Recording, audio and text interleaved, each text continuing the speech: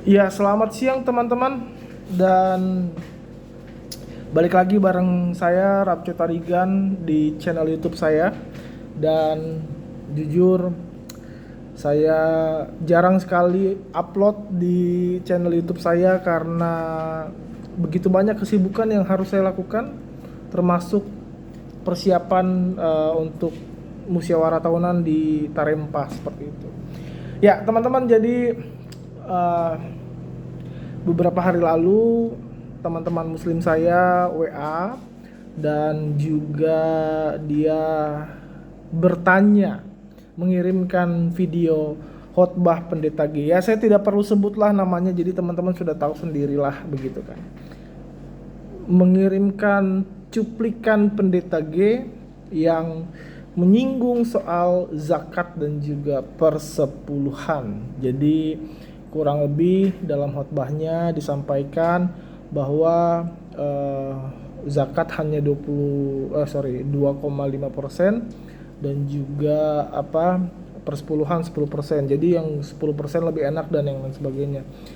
Jujur, ketika saya dengar itu, saya tonton sampai habis kurang lebih 40 menit khotbahnya kayak gitu. Saya tonton uh,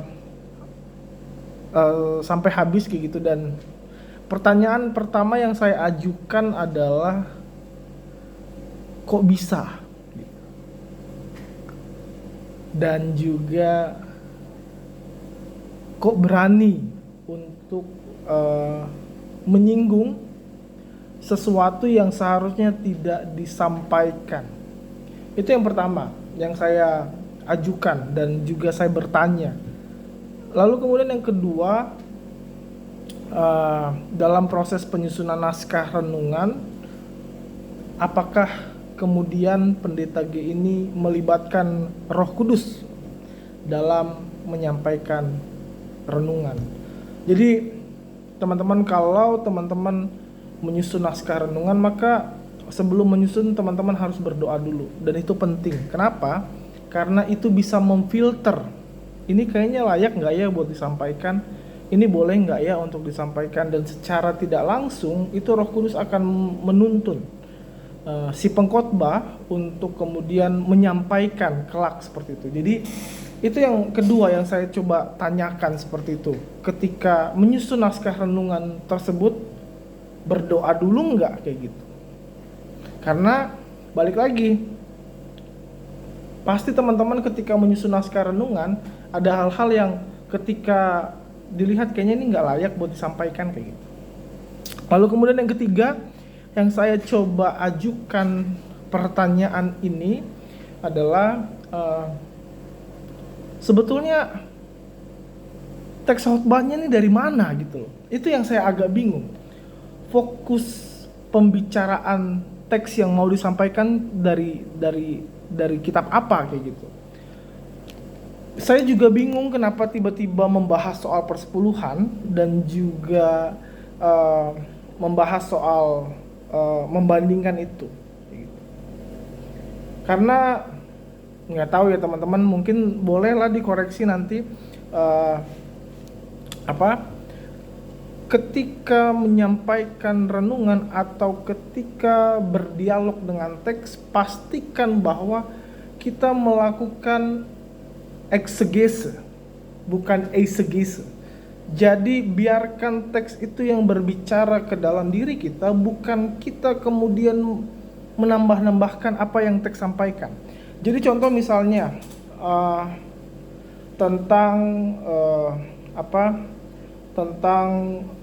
contoh misalnya sedang merefleksikan relasi antara bagaimana kemudian misalnya Daud melakukan tindakan yang tidak baik terhadap Batsheba dan Uria misalnya. Teksnya seperti itu misalnya. Sedang merefleksikan itu, tiba-tiba dibahas soal persepuluhan. Nah, ini nyambung nggak kira-kira kayak gitu? Ini masuk akal nggak kira-kira kayak gitu? Jadi jangan sampai teks itu dipaksakan berbicara tentang persepuluhan, padahal teks itu tidak bicara soal persepuluhan. Jadi Justru itu pertanyaan ketiga saya, teksnya ini dari mana gitu. Kenapa bahas soal persepuluhan kayak gitu? Jadi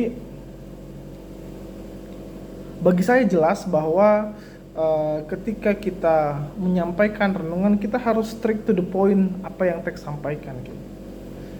Contoh misalnya kita bicara tentang kelahiran Kristus misalnya. Atau misalnya begini, kita bicara tentang kelahiran Kristus lalu kemudian tiba-tiba menyinggung soal persepuluhan. Nah, kita harus lihat dulu nih jembatannya apa kayak gitu. Itu yang pertama kali saya tonton dan kemudian saya lihat, ini kenapa begini gitu. Dan juga ketika saya mendengar itu teman-teman, saya jujur sedih gitu ya. Sedihnya kenapa? Karena justru ini memancing keributan, memancing permasalahan seperti itu. Karena banyak tokoh-tokoh muslim, banyak tokoh-tokoh Islam yang kemudian memperjuangkan toleransi, yang memperjuangkan keberagaman, lalu kemudian dirusak dengan khotbah yang seperti itu. Ya, orang mau bilang bahwa itu kan karena di live streaming kan makanya jadi masalah kayak gitu. Atau orang mau bilang bahwa kalau seandainya tidak ada live streaming sebenarnya tidak jadi masalah. Nah, bagi saya teman-teman, baik itu live streaming ataupun tidak live streaming, itu tidak layak buat disampaikan. Karena yang pertama adalah kita nggak ngerti nih soal zakat. Lalu kemudian sekalipun kita ngerti, kita tidak punya kewenangan di situ gitu loh. Kita tidak punya hak untuk berbicara seperti itu. Lagi-lagi teman-teman, ini kita bicara tentang etika.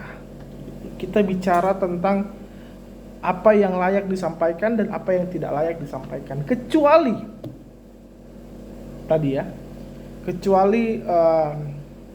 tadi pendeta G ini adalah seorang muslim. Mungkin boleh. Kalaupun pendeta G ini adalah seorang muslim, berarti pendeta G juga tidak boleh menyampaikan persepuluhan kalau dia seorang muslim kayak gitu. Jadi ada hal yang tidak bisa dilakukan dan ada hal yang boleh dilakukan. Jadi ada barrier gitu, ada barrier to entry-nya kayak gitu. Ada batasan ketika untuk mau masuk kayak gitu. Jadi kita lihat dulu kayak gitu. Dan juga tentu teman-teman yang ketiga, ketika saya melihat ini, saya mendengarkan apa yang disampaikan oleh pendeta G ini, saya merasa bahwa secara jujur, jadi akhirnya ada stigmanisasi atau ada generalisasi dari kawan-kawan muslim dan juga mungkin ya akan merasa bahwa ternyata ajaran Kristen pendetanya begini. Padahal tidak semua pendeta seperti itu gitu. Dan tidak semua model khotbah yang dilakukan itu sama seperti pendeta G. Tapi akhirnya karena ada pengalaman yang tidak enak seperti itu, akhirnya mau tidak mau, suka tidak suka, orang Kristen akan di-framing seperti itu. Orang Kristen akan di-framing bahwa jangan-jangan pendeta sama aja gitu. Padahal tidak semua pendeta seperti itu. Jadi ini yang justru saya merasa kok bisa ya dia ngomong kayak gitu. Kok bisa ya dia tidak berhikmat. Saya selalu sampaikan dengan tegas bahwa ketika menyusun naskah renungan harus didasarkan pada hikmat daripada Tuhan. Maka tadi layak enggak buat disampaikan. Kalau dia berhikmat, maka tidak perlu disampaikan. Nah, jadi teman-teman melalui kasus ini sebetulnya kita belajar, baik orang-orang teologi maupun orang-orang teologi, dalam artian begini, baik dia calon pendeta maupun para pendeta seperti itu ya, sampaikanlah renungan yang sesuai dengan apa yang teks Alkitab sampaikan. Gitu. Jadi jangan ditambah, jangan dikurang. Gitu. Karena balik lagi teman-teman, menyampaikan firman Tuhan itu bukan kepentingan kita, tapi kepentingan Tuhan.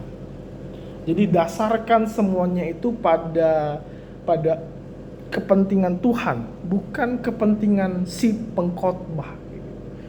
Dan ya banyaklah tips-tips cara berkhotbah yang baik dan benar saya sudah juga sampaikan beberapa bulan yang lalu, bagaimana cara menyampaikan naskah renungan yang baik dan benar seperti itu. Jadi mungkin itu aja teman-teman vlog saya hari ini. Terima kasih banyak.